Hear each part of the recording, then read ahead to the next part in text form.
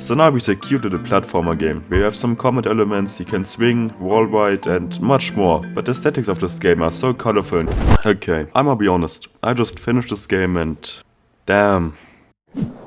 This game is magnificent. I recently stumbled upon this game by browsing Steam and yeah, it's pretty fun, but before I say anything about this game, let's see what Steam has to say about it. Okay, Sanabi is an exhilarating, stylish dystopian action platformer.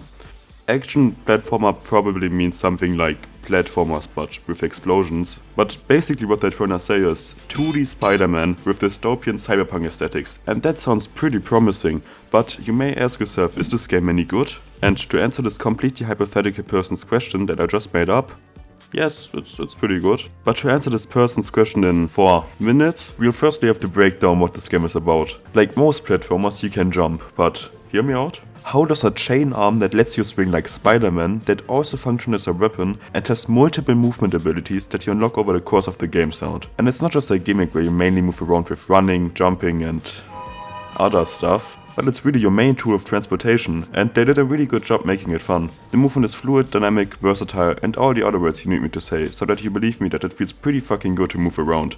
So good that my only complaint about the movement being that there's not enough of... Digga, warum ist das so schwer zu sagen? That there's not enough of it. There's some cutscenes that take longer than the gameplay section before that, and you could skip those, but no. But apart from that, I really like the gameplay, especially the boss fights and how unique some of them are. I don't wanna spoil them, but you will know what I mean if you play it. And like I said earlier, you still unlock new abilities over the course of the game, and it's pretty fun how the stages get more and more complex with each new ability that you get, because of the new movement tools that you have to use, and new enemies that get introduced with their own strengths and weaknesses. The story is also pretty good. Remember when I just said no to skipping cutscenes? That's because the story is that good. They even did the Celeste thing, where you replay a section of each chapter in the final level, and I think that's a great way for storytelling and to show progression. And even though the story felt a bit predictable at first, it really isn't. Many reviews also said it's similar to Katana 0, and yeah, I can definitely see it, but let me summarize the story of Sanabi real quick so you know what I mean. In Sanabi you play as a retired general who now lives happily with his daughter, but oh no, and now you have to go to the city that is completely abandoned, and you are there to find a girl that has information about the city and why it is abandoned. So yeah, that's basically what you do for the entire game. You play the entire game looking for this girl that is somewhere in this giant city, and she could be anywhere, so yeah, this could take a really long time. Ah, there she is. So instead of doing that, you now try to find out what happened to the city and... oh my god, what is real? Am I real? What happened?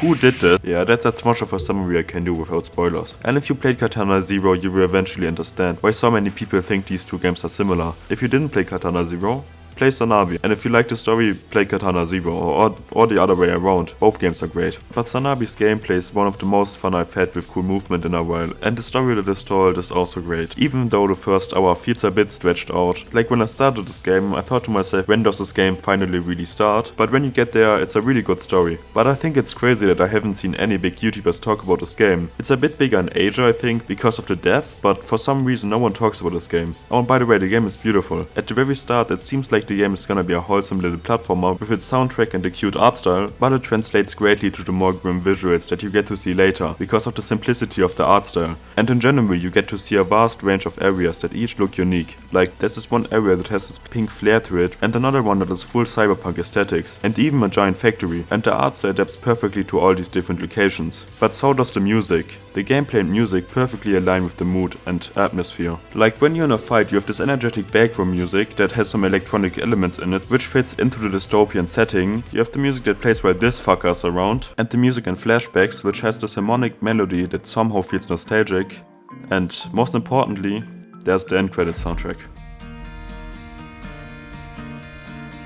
Yeah, I'm not gonna play it, I don't know if it says copyright, so yeah, like the video.